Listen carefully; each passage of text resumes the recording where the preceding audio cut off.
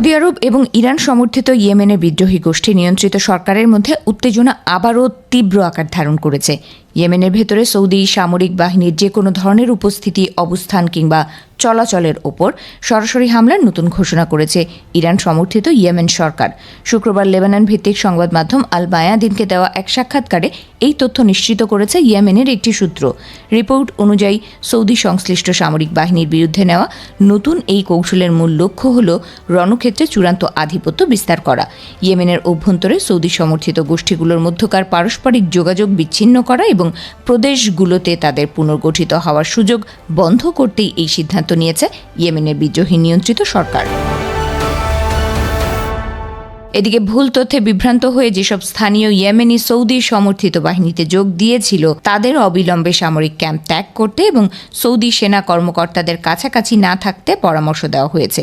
যে কোনো সামরিক জমায়েতকে লক্ষ্যবস্তু বানানো হবে বলে সতর্ক করে দিয়েছে ইয়েমেন সরকার। এই হুঁশিয়ারির আগে 2022 সালে জাতিসংঘের মধ্যস্থতায় হওয়া যুদ্ধবিরতির পর অন্যতম বড় সামরিক সংঘর্ষের ঘটনা ঘটে।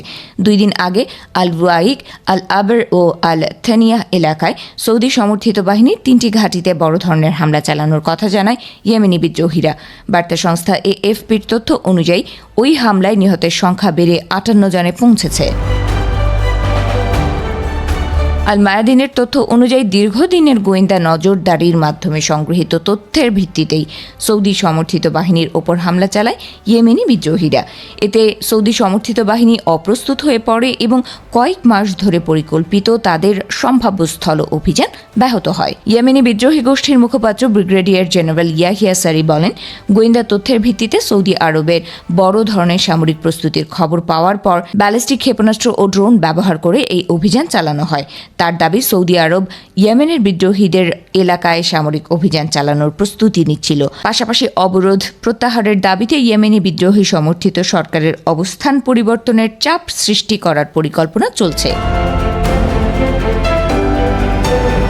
ইয়েমেনি বিদ্রোহীরা বলছে, তারা সৌদি জোটের অবরোধের জবাবে অবরোধ, উত্তেজনার জবাবে উত্তেজনা এই নীতিতে অটল থাকবে। এছাড়া ইয়েমেনের জনগণের বৈধ দাবি পূরণ না হওয়া পর্যন্ত এই অবস্থান বহাল থাকবে বলে জানিয়েছে ইয়েমেনের সরকার ও সুপ্রিম পলিটিক্যাল কাউন্সিল। বিশেষজ্ঞরা বলছেন, ইয়েমেনের নতুন করে উত্তেজনা বাড়লে সৌদি আরব ও ইরান সমর্থিত বিদ্রোহীদের সংঘাত আরও বিস্তৃত হতে পারে।